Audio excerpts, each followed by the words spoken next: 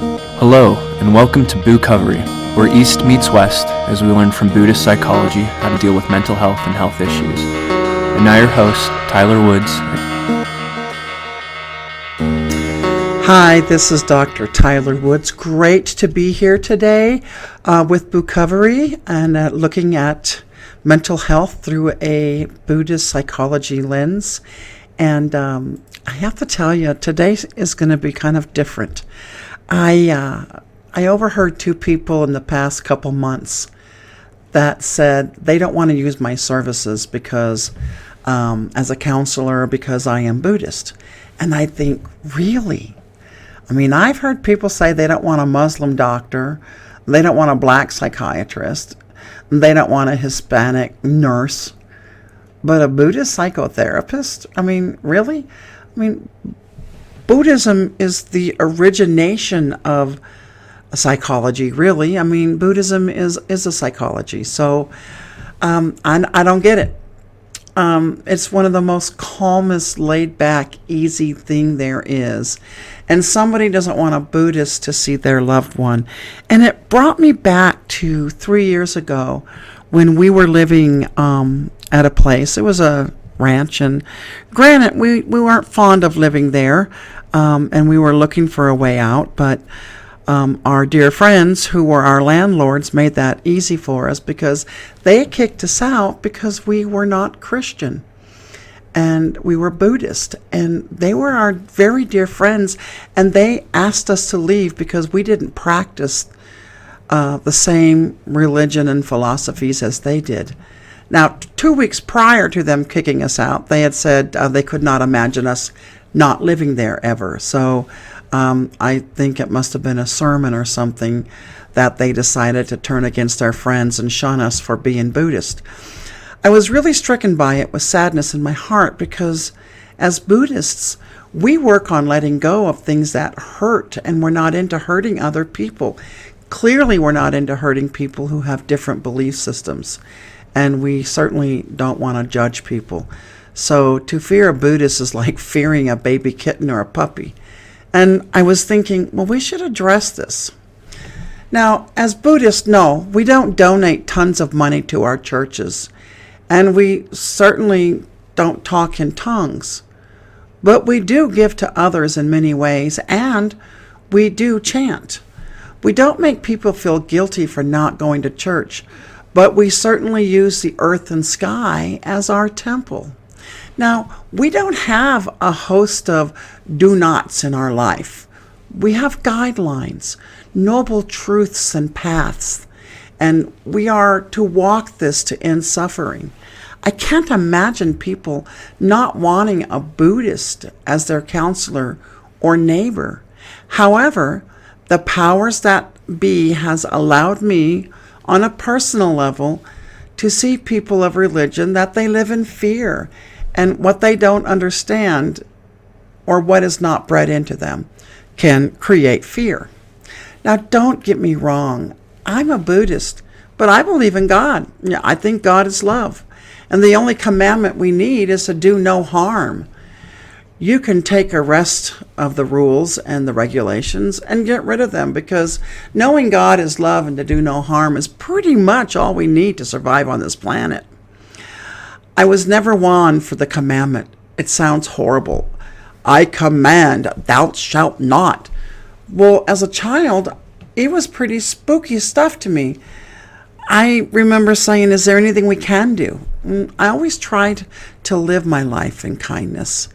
And I get that all I have to do is to worry about not harming others and to stay out of the ways of those who have so much dogma that they can't stop judging or accepting love because they seem too busy judging and trying to follow so many rules that they never come up to smell the roses. So what is Buddhism, and why is it so evil to other religions? I'm going to look at Christianity for a second. Most educated Christians can care less. They really can. Matter of fact, most educated Christians take some of the philosophies from Buddhism and they mix it up. those that are not indoctrinated to hate through their religions, get an understanding that we're just people. And the truth is we are all just people, no matter what we believe in. It's just that simple. I actually appreciate Buddhism because they don't judge. That was my first attraction to Buddhism, is I never met a Buddhist who judged. We are mindful and we follow a noble truth and we follow a path. And by understanding the teachers and using tools like meditation, mindfulness, and letting go, we can end suffering. Now, in order to be able to become Buddhism or a Buddhist, we need to take responsibility for creating our own lives with confidence. And we have to be careful of cause and effect, or as we call it, karma. There's no set rules to become a Buddhist. And that's what I love about Buddhism. I'm going to talk to you for a second about a study that was done about Buddhism and Christianity, a recent study by a research team led by a psychologist called Magali Colbert.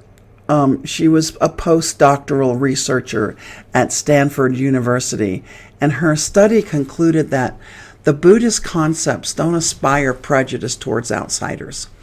So basically, they had people repeat a bunch of Buddhist phrases and stuff, and they discovered that exposure to Buddhist concepts really neutralized religious prejudice, and it kind of neutralized ethnic slurs, basically prejudice. And researchers felt that it was due to the lack of dogma. Buddhism doesn't seem to have dogma, so they don't aspire the same dislike towards outsiders like Western religious traditions do. There's a lot of studies done on Buddhism and Christianity.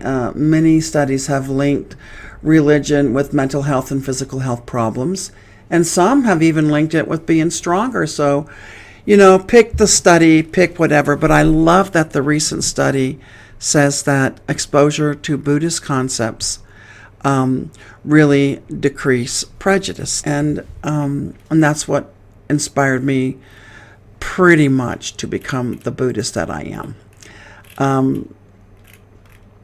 Buddhism goes beyond religion, though. It's more of a philosophy or a way of life.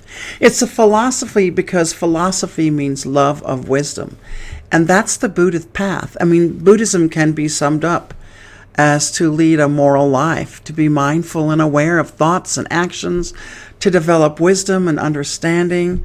Buddhism is also a belief system which is tolerant of other beliefs or religions. I don't think I've ever seen a Buddhist saying, I don't want a Christian seeing me.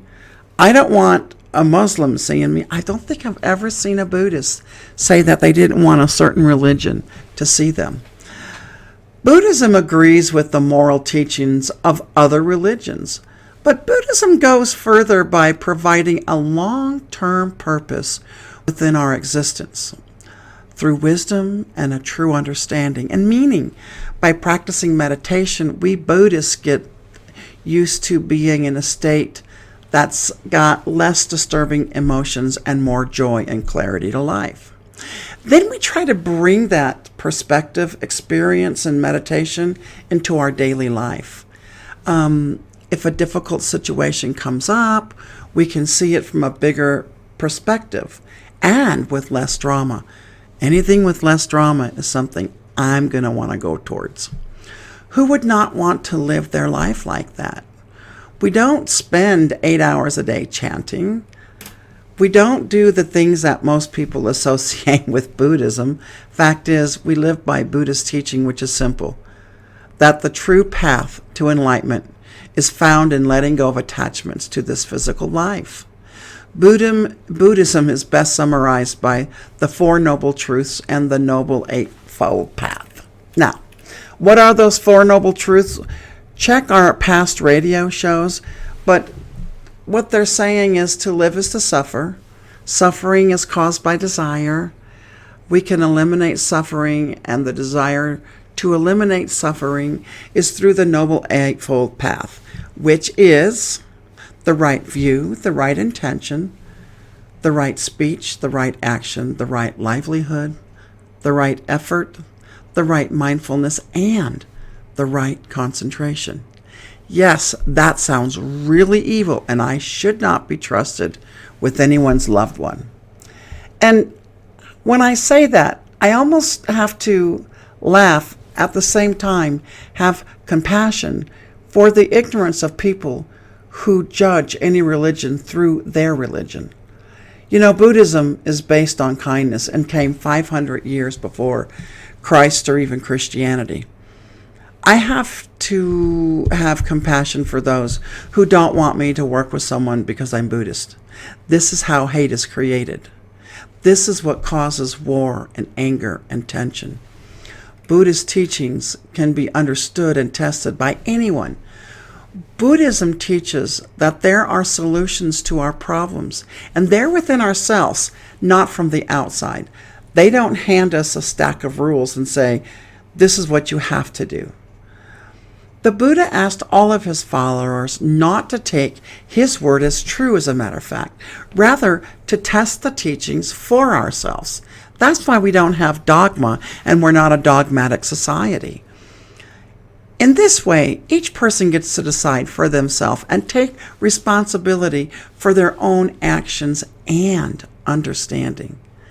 This makes Buddhism less of a fixed package of belief, which is to be accepted in its entirety, and more of a teaching which each person learns and uses in their own way. I think after thinking about this, I have nothing but compassion for those who need to judge Buddhism based on their God. I could have sworn at one time God had said we shouldn't judge. Oops. Looks like some people missed out on that one. The good news, a lot of other religions are adding Buddhist philosophy to their daily dose of spirituality. Buddhism has sort of become an add-on energy boost for your spiritual smoothie, so to speak. And that's okay as long as you stop using your religion to hate Buddhism and judge others who don't believe the exact same way you do. Hate and fear just prevents us from walking in peace. Oh, walking in peace. Yeah, speaking of peace, this is Dr. Wood saying, walk in peace.